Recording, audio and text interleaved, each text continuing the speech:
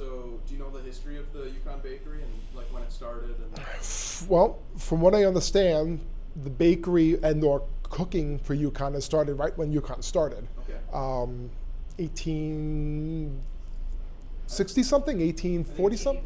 81, 1881 on the yeah. sign. There used to be kitchens in every dorm, and they would cook the food, and I believe every floor, they would cook the food for the people in the dorms Monday through Friday. Interesting. As UConn expanded, dining services has expanded and gotten bigger and bigger. I believe we're one of the largest self-operated food services in the country for students. UMass is another large one, but most of the campuses unfortunately bring in private vendors to produce the food. That's interesting. I didn't know that. Yeah. Is that more expensive? It may be cheaper, but the quality of the food might be cheaper. It could be more expensive, but all of that stuff gets passed on to the students. Yeah. You know, it's, yeah, I don't know, like there's companies called Airmark or ARA. They're one of the college food distributors. There's a couple of other ones, but what's nice is we're self-opt. You know, we're a department of UConn, and we can adapt and change to the students' needs immediately, which is real nice. Sure. So you've been here for a little while. How have operations here kind of changed since you've had this position? We've gotten busier. Students, we've gotten a little bit more challenging dietary needs. We had a student that was looking for vegan and dairy-free and gluten-free, granola, but we were able to make that for them in our gluten-free bakery. Shipping product to some of the satellite campuses is a little complicated, but I'm glad that our product is getting out there and that the money for all this is staying on the campus instead of them buying things from outside vendors. That's real nice. But it's been a ride. This is a very different place than the commercial world, like a Ritz-Carlton or the casino. Sure. We're there for profit. We're not for profit. We're here to produce a quality product with the money we have available to produce it with. Yeah, that's a cool thing about. So what makes cooking for such a large and diverse group of people, like a college campus, so special? A lot of the equipment. You don't see steam-injected ovens everywhere. You don't see double-wide rolling racks everywhere.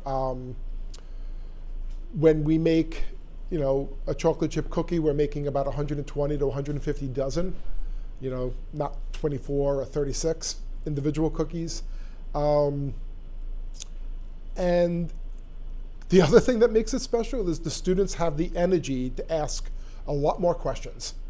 Where is this from? Where is that? What ingredient is this? Does your bread have bromate in it? Does your conditioner contain horsehair and stuff like that? So it keeps us a little bit more on our toes.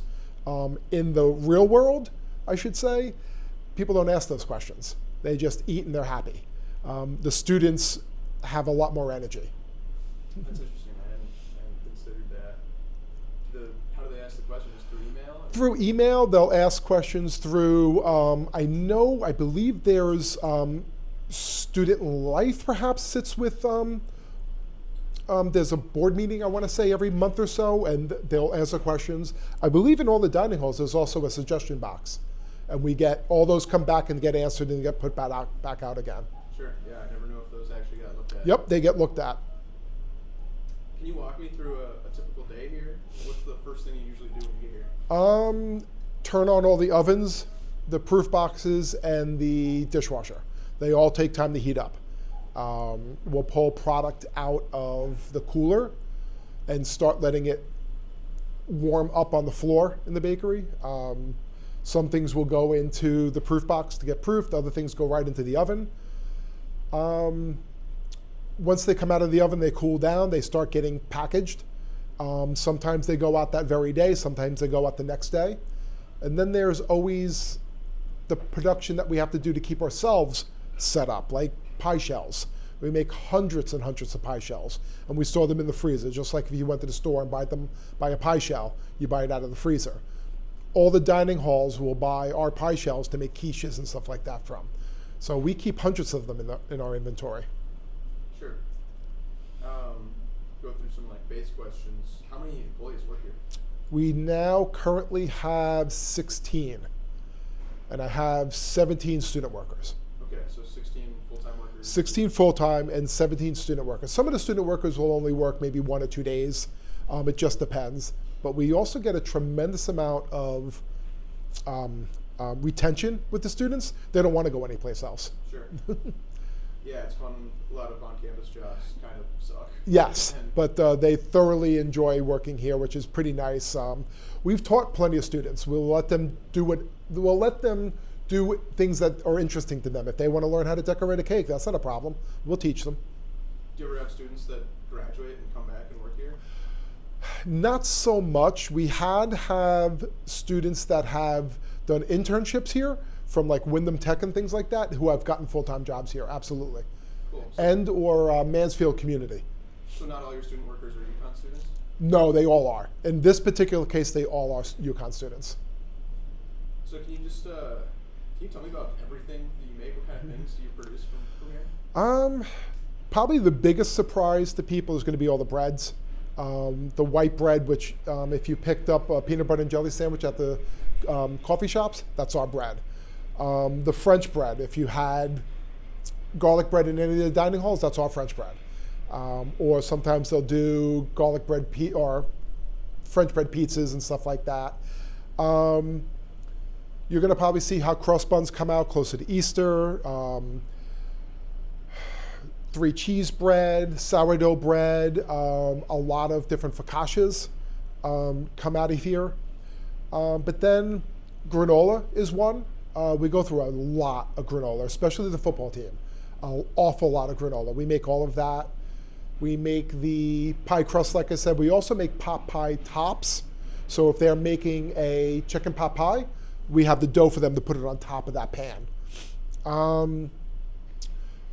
A lot of dining halls will do specialty dinners. I believe it was McMahon did a Oktoberfest last October, and they asked us for some apple strudel, so we made the apple strudel for that. We also do a lot of product for catering, and catering supplies a lot of the functions that the president does. A lot of different events like Student Bound and Husky. Student Bound and Family Weekend and stuff like that. That's all that dessert and the breads and the cookies and things like that come from us.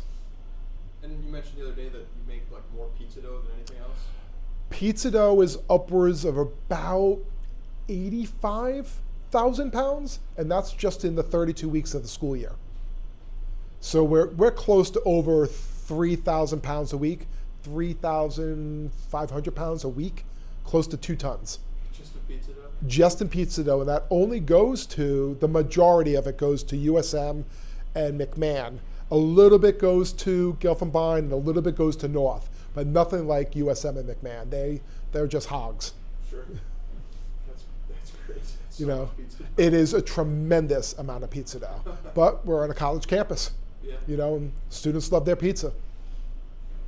So what are the different roles of all the employees? So you've got the executive pastry chef. She is in charge of the day-to-day kind of operations of the production side of things. So I showed you what the production sheet looks like.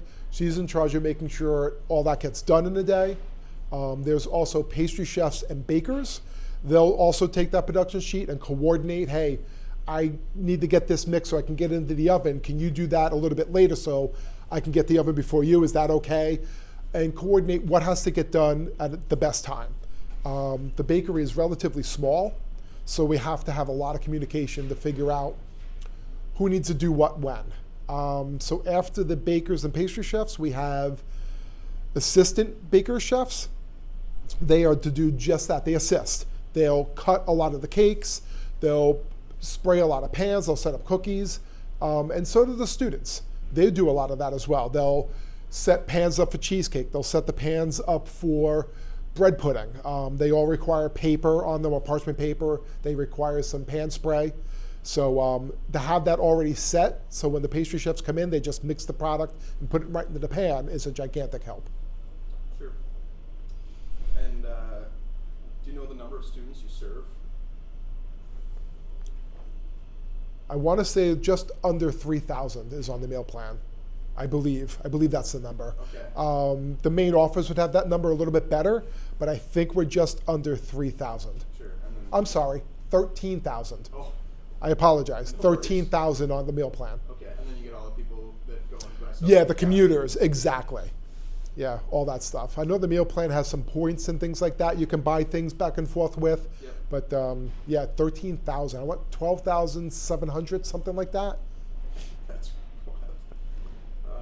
So how do you handle such a large volume of orders and product? Prepare. Like I was mentioning to you this morning, we're already working on the summer menu and the fall menu.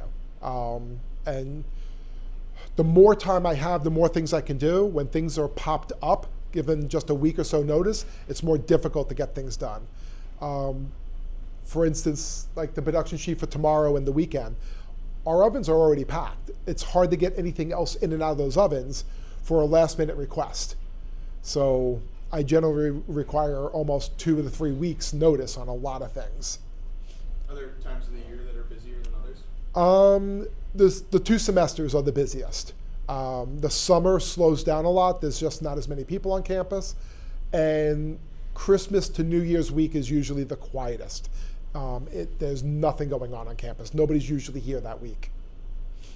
What's your favorite thing to bake? I like a simple cookie. Nice and simple, nice and warm. You know, our coconut macaroon cookies are a big popular. They've been on the menu as long as I've been here. You know, stuff like that is kind of fun. Is there something that is just a pain in the ass to make? Chocolate mousse pie. Unfortunately, it just takes a tremendous amount of space, a lot of time and energy, and it just doesn't present very well.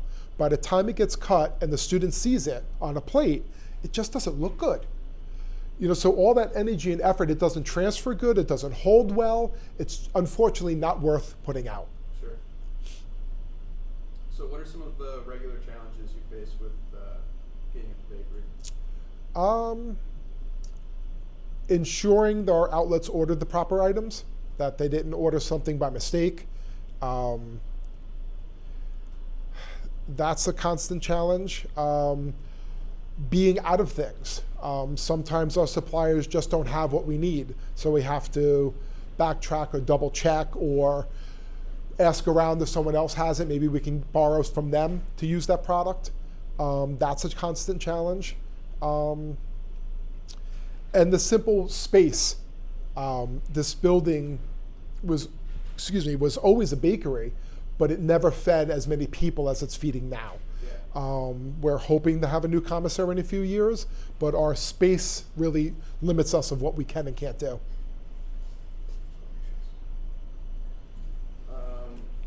So do you collaborate with any particular campus departments, organizations, or events throughout the semester? All the time. Hutchie-thon's a big one. Spring Fling's another big one. Family Weekend, so we'll coordinate with catering on that. The gingerbread competition, we make the favors. We make the gingerbread houses for that. We make the gingerbread men favors for that. So we coordinate with all of them and the people at the president's office that get that up and going. Obviously, satellite campuses like Stanford and Hartford and stuff will order from us, so I coordinate with them. Yeah, quite a few different people. Have you received any memorable, positive feedback from different students or faculty? Yeah, sure. The Go Bananas cake has kind of a following. Every now and again, it'll pop up on the Facebook pages and stuff that the students really like that one. That's a neat one. I mentioned the gingerbread competition, which was fun because it took us a little back and forth, but we got a very customized gingerbread man. This year's was, I believe, a Western themed, and we were able to do a cowboy gingerbread man, which was very unique. That was a lot of fun. Spring Fling is another big one. I mean, who doesn't like a free cupcake? So that's actually pretty easy. How often do you generate new recipes and products? Constantly. It never ends. We're always working on new recipes. We're always working on some trends. We're always trying to adjust things to make them better, to make sure that they can not only get to us properly, that we can handle them, they can go in the cabinets and be transported and get to the students, which is the final customer, and still look good, still taste good. Things like apple turnovers, they're only good the day you make them. So we don't want to have them on the menu on a Sunday when we make them on Friday. They're just not going to taste good. So yeah, we're constantly adjusting and changing and trying to keep up on recipes. Sure. Yeah. Coming in. Yep, you're good. Is that those pins? Oh, that's the belt. Where does this go? Perfect. It's the pizza balling machine. It's the one little belt that's, you see, it's about this big. I believe Sarah and Jason are out there. They'll show you. I took the belt off, actually. Okay. Yeah, it was so ruined. Thank you. What is that? That is a part to our pizza balling machine. It's called Scale-O-Matic. It will take the 250 pounds of pizza dough, divide it into 22-ounce balls, round those balls in about 15 minutes. Where it takes us to do it by hand, it takes 3 people by hand about a half an hour. Okay, so And that, cost. yes. And for the amount of pizza dough, like we go through, that machine's pretty vital. Sure. So do you source any of your ingredients from Yukon, like the farms and stuff? So yes and no, not directly. So the Yukon farm also produces a lot of product for the dining halls directly. At the end of the year, or sometimes at the end of the season, we may get berries from them that we can haul and stuff, and they'll get turned into smoothies or stuff like that. We get almost all our produce from Sardilli, which is a local company here in Connecticut. We're the largest buyer of Connecticut-grown produce. Yukon is, which is pretty cool. A lot of our flour and stuff comes out of Vermont, from King Arthur and things like that. We try very hard to stick with local places like that. That's cool. So how much product do you go through on a weekly basis? Flour, sugar, eggs? It's really hard to tell, to be honest with you.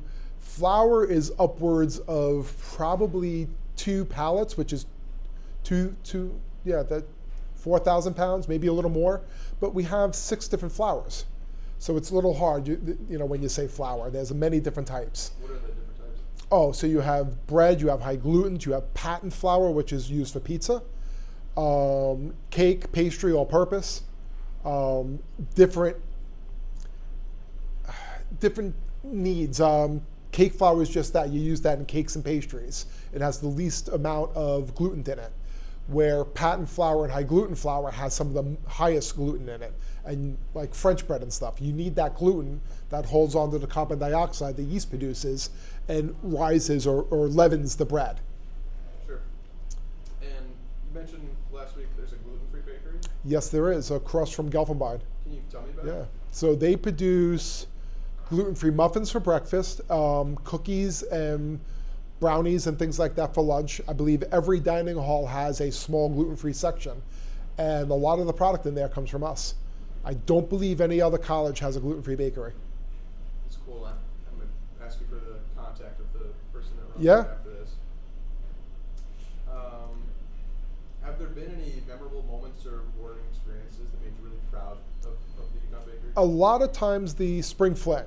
We have some pictures up there of different cakes and stuff we've done. We've done a 12-foot cake. We've done cakes on full pieces of plywood and stuff and cut them. Recently we've moved to more cupcakes and things like that, but it's nice. It's only 2 weeks before finals. The students are very excited. They're going to be taking break real soon, and we're out there on Fairfield Way handing out free cupcakes. So everyone loves it. Sure. What sets this bakery apart from others? I think just simply the volume and the consistency. Anyone can bake anything at any time, whether you can do it the same way over and over again. Particularly bread. Bread is very, very sensitive to the humidity in the air. It's sensitive to the temperature that you're working with it. And it requires constant attention. You can't just follow a recipe and think it's going to turn out right. Even after we've had the recipe for 20 years, it requires constant maintenance, constant touching to know what that dough needs. And you only have 8 minutes. It's 8 minutes of mixing, and in that 8 minutes, you have to have that dough perfect before it comes out of the bowl. Sure, that's interesting. My grandma always says if you can read, you can cook. Yes. But it seems like baking is a little more of that. Baking's a lot more of science, which why a lot of us are here. It's very precise. 1 more minute in the oven takes about 3 hours of shelf life off of a product. I didn't know that. Yep, that's about average. And yeah, so 1 minute of over baking ruins the life by about 3 hours. Wow. So can you share a funny or heartwarming story from while you're working here? Oh, gee. We were doing our annual Thanksgiving pie sale, and an elderly couple that we have sold to many years in a row had come up to pick up their order. They happened to be one of the largest orders. It was usually well over $100. But this particular year, we didn't have their order. And she was insistent that she put the order in, but no one could find it, unfortunately. So we simply filled the order and asked them to come back on the following Monday. So this would have been Wednesday before, and it's during Thanksgiving break, so most of the students aren't here. But they came back Monday and they were just completely thrilled. They realized that they never did fill out the order form. They had made a mistake. And they were right here first thing Monday morning with a check and an apology. And they even let us, Mike White know, who's the director, that we just did the right thing. And I didn't think they were just going to run away with the food. Like I said, they were customers a few different times, but it's nice to be able to do that. Especially the pie sale. It tends to get out to the community more. It's not just faculty, which is kind of nice. Yeah, it's cool. What are some things you wish students in the community knew about the bakery? That we're even here. We do provide cakes and things like that on an online store. We do have the yearly pie sale, and things can be ordered for that. We don't make huge profits on anything. A lot of our food cost is relatively up there, 40, 50% even, which no restaurant in the world can run off of that. But like I said, we're not profit driven, which is kind of nice. Yeah, so when people order something like a pie or for catering, where do they pick it up? Usually right here. So if we're making something for catering, they'll go to catering to pick it up. But cakes can be picked up either here or at the C-store. And like I said, the Thanksgiving pie sale is right here. Sometimes we're set up in the parking lot, but they like to come into the bakery and see what's going on. We generally don't produce anything that day. We just stand around and make sure the orders get filled properly. What's the C-store? The convenience store in USM. Oh, okay. Yes. How do you see the bakery evolving with the needs of the college? A little more automation. We're looking at some different machinery to relieve a lot of repetitive work, like scooping muffins. It's a great way to get carpal tunnel. Yeah. And there is machines that will literally suck the batter out of the bowl and dispense it into the cup. So you're not there scooping all the time and doing that repetitive work. That's the hard part, is that constant repetitive work. Sure, yeah, scooping reminds me of my dad with the shortbread. Yes. He had to change from scooping. He lays it out on a sheet pan and then cuts it into segments. Yep. And has to weigh them each, just because it's so hard on Yeah. the wrists. And then the scoops break, or that breaks, and someone's scoop is the same size as the other person's scoop, Yeah. and everything, and then it doesn't bake properly. You have ones in there that are overbaked, you have ones that are raw. Yeah. You can't have any of that. Yeah, it's a process I've spent hours in. Just cutting, balling, weighing, Yep. and spraying the shortbread pans, and then squishing. Because that customer will come right back to you and say, why was this short? Yeah. This looks really small. I'm paying good money for this. Yeah. Yes. So are there any trends in the baking world that you're excited to experiment with here? Vegan is still getting up there. It's still going stronger. It's a little difficult for us to do a lot more vegan product because we're nut free. A lot of vegan desserts rely on nuts, but we can't use them.